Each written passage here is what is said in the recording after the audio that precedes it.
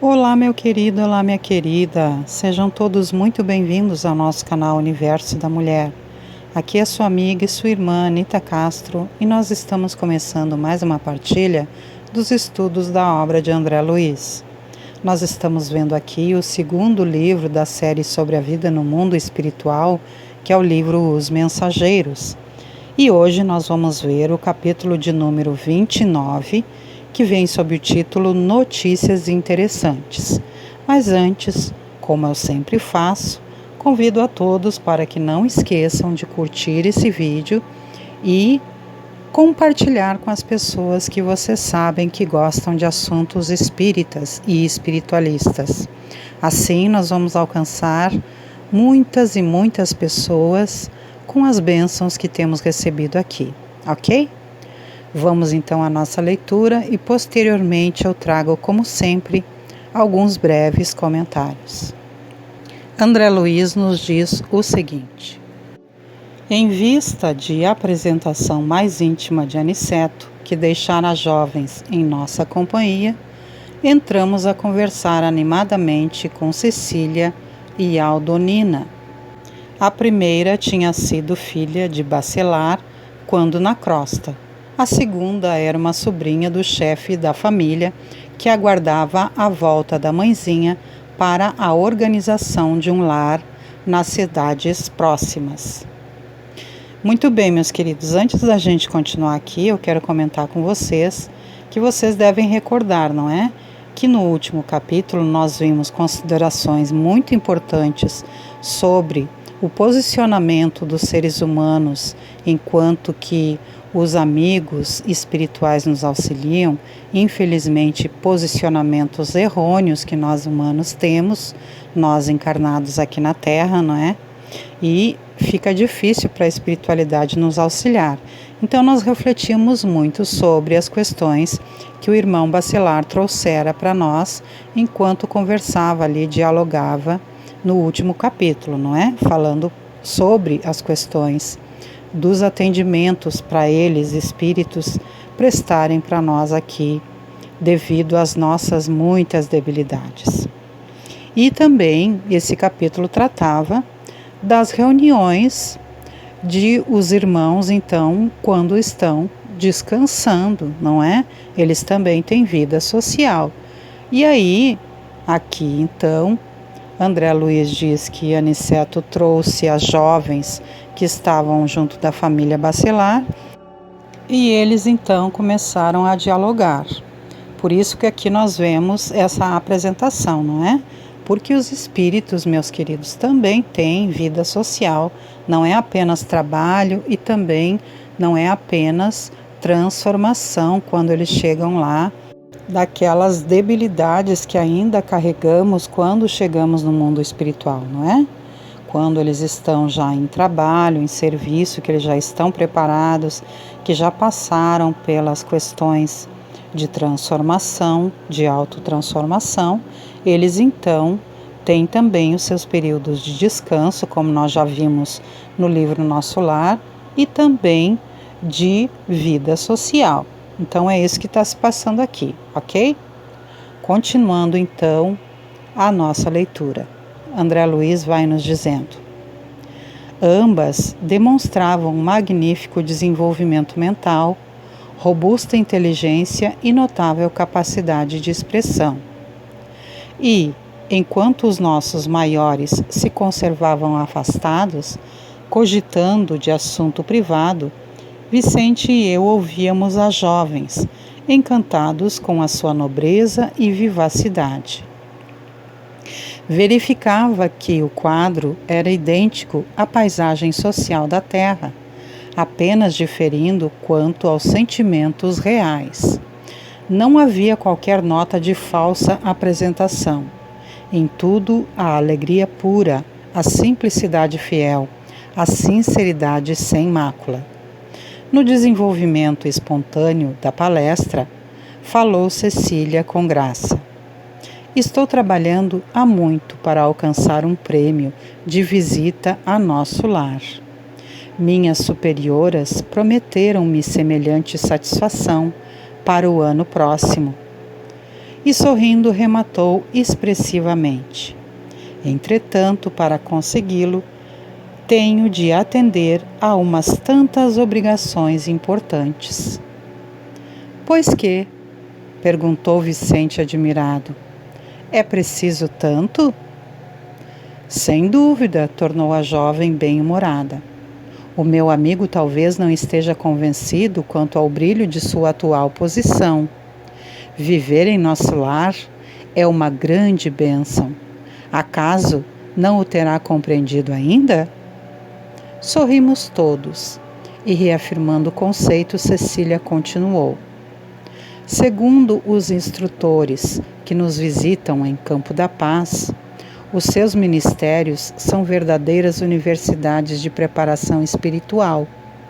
O ensejo educativo neles é imenso, e chego a crer que, para avaliarem a extensão da benesse que Jesus lhes concedeu, seria necessário viverem alguns anos em nossa colônia, onde o trabalho ativo de vigilâncias e assistência é mais imperioso, mais exigente. Em nosso lar, porém, objetei, temos um grande número de sofredores. A regeneração é uma colmeia de milhares. A interlocutora, todavia, revelando profunda acuidade nas observações, considerou: você diz muito bem, quando se refere à colmeia, significando possibilidades de trabalho. Creia que os sofredores que atingem o seu núcleo já se encontram a caminho de excelentes realizações. Naturalmente que os irmãos desequilibrados que por lá existem já se torturam pelo vagaroso despertar da consciência, já sentem remorsos e arrependimentos indicativos de renovação. São sofredores que melhoram progressivamente, porque o ambiente da cidade é de elevação positiva. Onde a maioria vive com a bondade, a maldade da minoria tende sempre a desaparecer. Nosso lar, portanto, mesmo para os que choram, possui soberanas vantagens espirituais. Impressionado com o que ouvia, lembrei. Eu mesmo trabalhei algum tempo em cooperação nas câmaras retificadoras.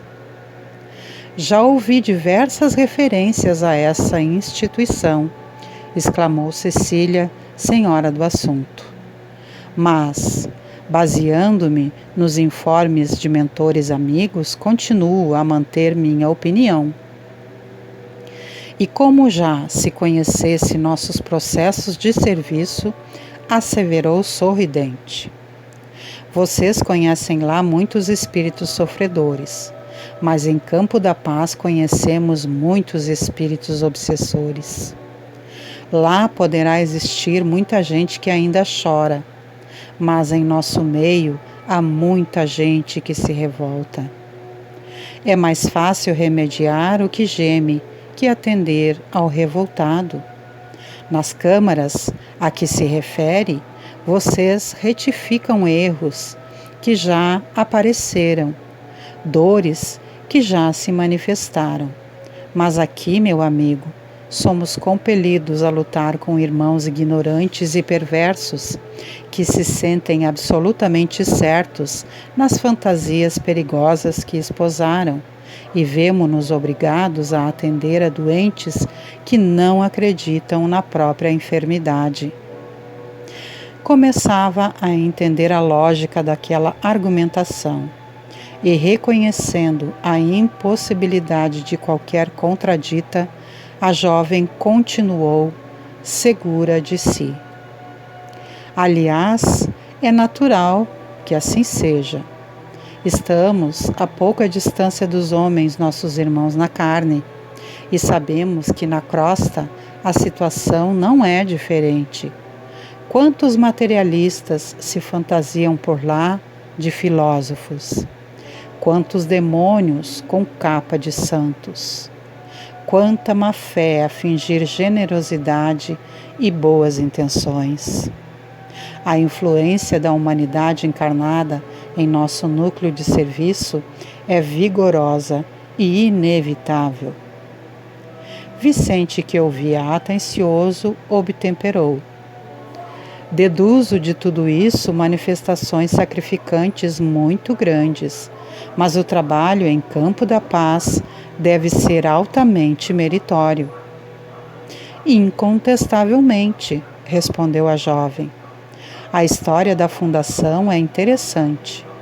Alguns benfeitores reconhecidos a Jesus resolveram organizar em nome dele uma colônia em plena região inferior que funcionasse como um instituto de socorro imediato aos que são surpreendidos na crosta com a morte física, em estado de ignorância ou de culpas dolorosas. O projeto mereceu a bênção do Senhor e o núcleo se criou há mais de 2 séculos. Nem todos os espíritos evoluídos, no entanto, estimam o serviço nesse órgão de assistência constante. A maioria dos missionários vitoriosos, ao se ausentarem da Terra, necessitam refazer energias por direito natural do trabalhador fiel. E os mentores de nobre posição hierárquica têm seus programas de serviços que não devem quebrar em obediência aos desígnios do Senhor. Desse modo, nosso serviço é ativo, mas nossas aquisições são lentas e devemos sempre esperar por cooperadores que se eduquem na própria colônia, em benefício geral. Ganha-se excelente recompensa. Temos direito a grandes valores intercessórios. Mas, por isso mesmo, nossas responsabilidades não são pequenas. Conhecendo a utilidade dos que servem em nossa colônia, não passamos nunca sem instrutores abnegados, que procedem da zona superior, alentando-nos o bom ânimo.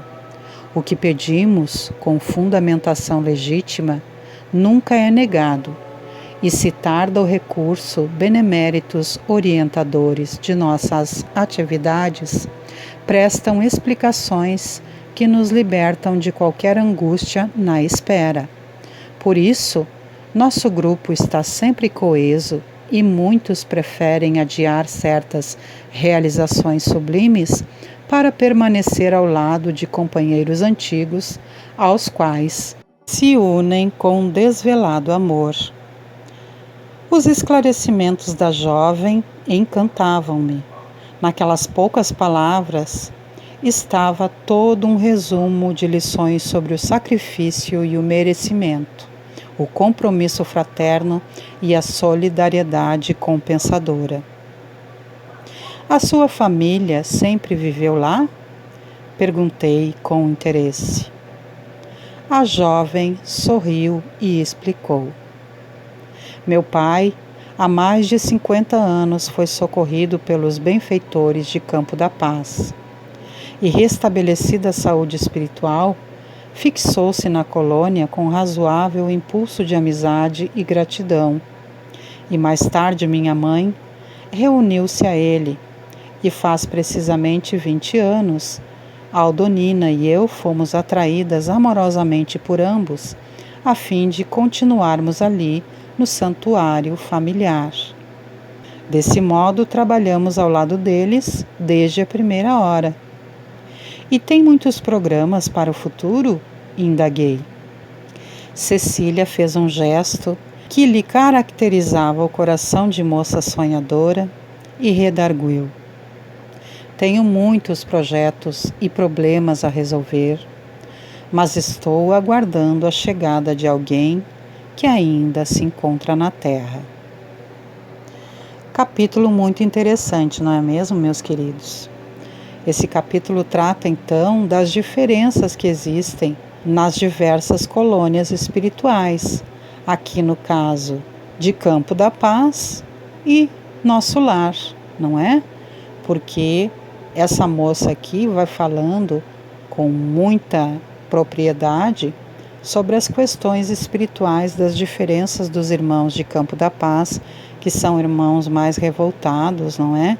Mais resistentes ao atendimento e mesmo assim precisam de auxílio, ainda que não reconheçam as suas debilidades, que estão mais parecidos conosco aqui na Terra, porque Campo da Paz, que é no caso essa colônia, é mais próxima à crosta terrestre e nosso lar é mais beneficiado, apesar das dores que ali ainda existem, dos irmãos que ali ainda sofrem, já estão em maior condições de reconhecimento das suas lutas e dificuldades espirituais.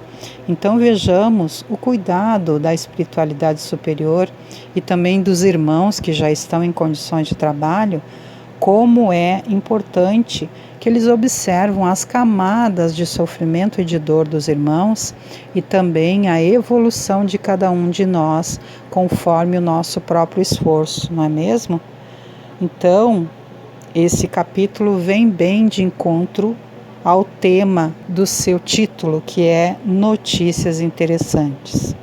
Um capítulo a se refletir e também a tomarmos por exemplo, para que nós possamos, dia após dia, ir buscando a nossa evolução com boa vontade, com dedicação, reconhecendo as nossas debilidades e transformando aquilo que necessitamos transformar, não é mesmo? Assim, então, vamos encerrando por hoje o nosso estudo e vamos, então, não nos esquecendo que todas as segundas-feiras, às 19 horas, nós temos aqui no nosso canal Universo da Mulher com Anita Castro, o ESG, Estudo Sistematizado da Doutrina Espírita. Todas as quartas-feiras, às 21 horas, nós temos então o Evangelho no Lar, quando nós convidamos a presença de Jesus e da espiritualidade superior a abençoar os nossos lares e a todos nós. Nas quintas-feiras, às 18h30, nós temos os estudos da obra de André Luiz. E nas sextas-feiras, às 18 horas, a partir do momento do passe, nós temos, sob direção da nossa amada amiga e mentora Maria da Soledade, juntamente com os benfeitores, todos eles trabalhando a serviço de Jesus, o passe para renovarmos as nossas energias. Assim sendo, queridos, com uma singela oração, me despeço, desejando que nosso Pai Maior, Deus, que Jesus Cristo, nosso amigo e nosso Mestre, que Maria Santíssima, nossa Mãezinha amada, que sempre nos leva pela mão até Jesus, e que os nossos benfeitores espirituais continuem, como sempre fazem, nos abençoando nos caminhos do bem, e que nós estejamos com os nossos ouvidos espirituais atentos aos convites que todo momento recebemos, para praticarmos o bem que temos recebido e para sermos gratos e abençoadores também dos caminhos de outros irmãos através do nosso bom comportamento e da transformação da nossa vida para a nossa evolução e para o bem de todos que nos rodeiam. E que assim seja. Deixo um grande beijo no coração de todos e me despeço, desejando que haja sempre em nossos caminhos muita, muita paz e harmonia. Tchau, tchau, meus queridos e minhas queridas. Até o nosso próximo encontro.